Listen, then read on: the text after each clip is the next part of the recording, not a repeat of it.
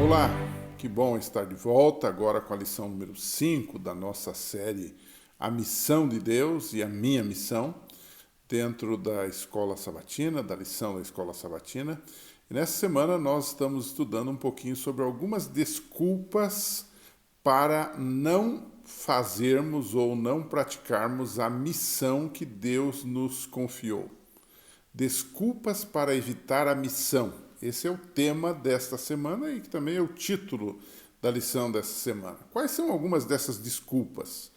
Você vai observar que vamos trabalhar praticamente o tempo todo no episódio do profeta Jonas, que deveria ir para Nínive e acabou não indo inicialmente, fugindo de Deus, fugindo da missão, arranjou algumas desculpas e então depois foi engolido pelo grande peixe. Nós conhecemos a história, depois foi vomitado na praia do mar e finalmente voltou e pregou em Nínive, mesmo contrariado.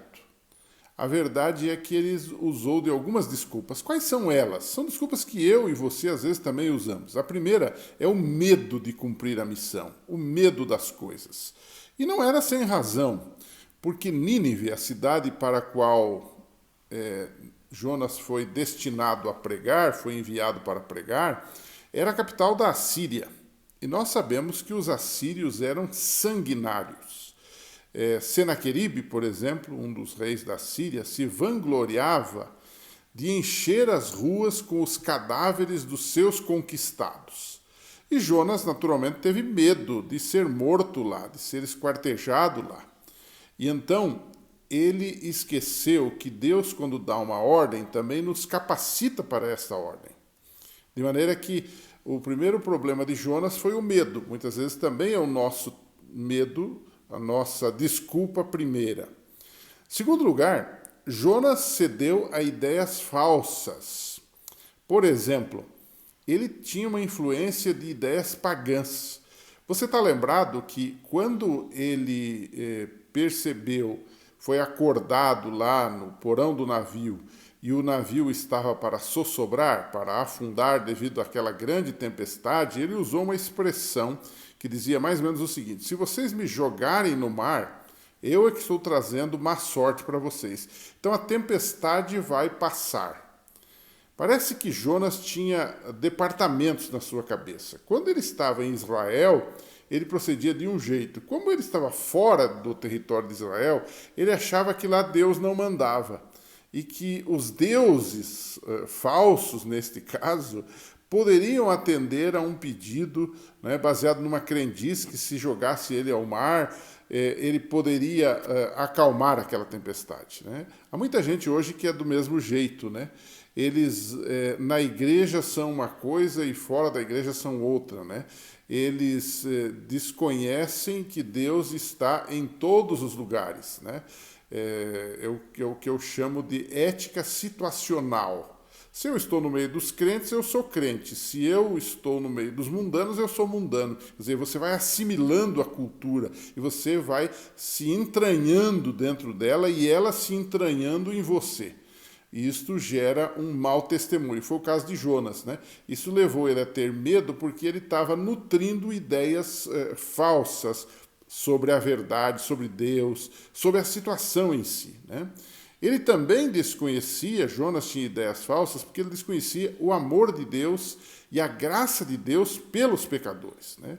E aqui é um grande golpe naquela noção errada que alguns têm de que no Antigo Testamento Deus era justiça e no Novo Testamento ele é amor e que as coisas... Não, Deus sempre foi amor e Deus sempre foi justiça. Deus queria salvar os ninivitas apesar dos pecados deles. Se eles se arrependessem, como de fato se arrependeram, Deus poderia livrá-los de um mal maior, da cidade ser destruída. Então a gente percebe que Jonas ele não conhecia bem o assunto do amor de Deus. Ele tinha uma ideia, digamos, falsa, distorcida sobre Deus, né? Ele também se achava o Salvador. Outra ideia errada dele, né? Diante da não execução dos juízos, por causa do arrependimento do povo, naturalmente, Jonas se sentiu frustrado. É aquele velho caso. É o evangelista que tem sucesso, mas não quer ter sucesso. É o evangelista que prega e muita gente se converte, mas ele fica triste, porque ele queria que aquelas pessoas fossem destruídas pelo fogo do juízo de Deus. Então você tem algumas ideias falsas em Jonas, né? Ideias falsas sobre a própria situação dele, ideias falsas sobre o amor, sobre a graça de Deus, enfim, ele com isto gerava nele um certo medo. Muitas das práticas erradas que nós hoje temos, muitos dos medos que nós hoje temos, surgem exatamente de ideias erradas, de conceitos errados sobre Deus, sobre o amor de Deus, sobre a justiça de Deus, sobre o juízo de Deus, sobre a salvação que vem de Deus. Então é alguma coisa que a gente deveria cuidar também nesse sentido, né? Agora, Jonas também deu uma outra desculpa. Além das ideias erradas, além do medo, ele teve algumas inconveniências. O que é isto? Ele precisou passar por alguns sacrifícios para cumprir a missão. Inicialmente, ele usou essas dificuldades e inconveniências para não ir. Bom, eu não vou entrar num navio para outro destino, que aí eu vou me livrar desse negócio. É muito sacrificoso, é muito difícil ir para Nínive, é longe, é complicado, lá eles são muito maus, então é uma inconveniência. Então eu vou cuidar da minha própria conveniência, né? Pois, por vezes, nós temos que passar também por algumas inconveniências para cumprir a missão. Mas é interessante que essas inconveniências, elas são necessárias no cumprimento da missão. Aliás, elas alargam o nosso conhecimento e o nosso relacionamento com o amor de Deus. Elas ampliam a nossa, digamos, visão de Deus e das coisas e das pessoas também. Então, as inconveniências, as dificuldades que por vezes temos, nos ajudam a sermos melhores missionários e mais efetivos, né? E, por último, em quarto lugar, eu diria que uma das desculpas de Jonas foram os conflitos que ele teve. Conflitos desconfortáveis. Conflito sempre é desconfortável, né?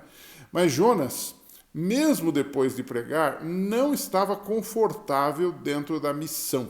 É aquela velha história. Às vezes eu estou com uma função, com um cargo, exercitando alguma coisa de serviço, algum serviço dentro da igreja, dentro da missão, e eu estou desconfortável com aquilo, eu não estou feliz com aquilo, né? Jonas tinha alguns conflitos dentro dele, né? Por exemplo, um dos conflitos que Jonas tinha era não conseguir amar os pecadores como deveria amar. Na verdade, ele estava mais interessado em execução de juízo do que em pregar o juízo e isso levar as pessoas ao arrependimento e à salvação. Deus, então, dá a Jonas uma lição. Você está lembrado lá no livro de Jonas que Deus faz uma planta crescer enquanto ele pregou e foi lá se acomodar, esperando o que ia acontecer com Nínive, né, depois da sua pregação. Deus dá então a ele uma lição nesse contexto. Uma planta cresceu, ele se deitou debaixo dela, essa planta cresceu rápido, ela deu a ele conforto, deu a ele sombra, um abrigo, só que em seguida vem um vermezinho e come essa planta na sua base e ela morre. E Deus, com isso, dá a ele uma lição clara. Ele fica muito irritado, ele fica muito chateado com aquilo. Como é que Deus permite que uma planta cresça e me dá sombra e me dá abrigo tão rapidamente? É uma coisa miraculosa e, de repente, essa mesma planta morre de uma hora para outra. Mas que coisa mais triste. E então, Deus dá a ele uma lição. A lição era clara. Jonas amava mais uma planta que podia nascer num dia e morrer no outro do que milhares de criaturas de Deus que estavam em Nínive e que poderiam perecer para sempre. Ele estava mais preocupado com seu bem-estar do que com a salvação das pessoas. Faltava a ele o elemento intrínseco do missionário, que era amor, amor pelas almas, amor pelas pessoas, desejo de salvá-las.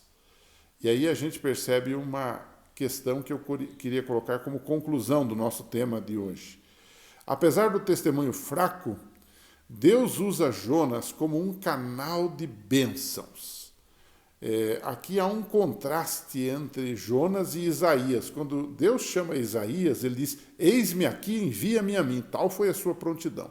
Já com Jonas as coisas foram bem mais difíceis. Usando um linguajar atual, Jonas foi à missão aos trancos e barrancos. Ele teve grandes dificuldades, né? Ele deu muitas desculpas. E a pergunta que fica no ar é a seguinte: e você? E eu? Também temos algumas desculpas para não cumprirmos a missão? E se temos, quais são elas? O que a gente não pode esquecer nunca é que são apenas desculpas. Porque quando Deus chama, Ele também capacita, Ele também dá poder. Pensemos nisso e a gente se encontra aqui na semana que vem para mais uma lição da série Missão de Deus. Um abraço e até lá.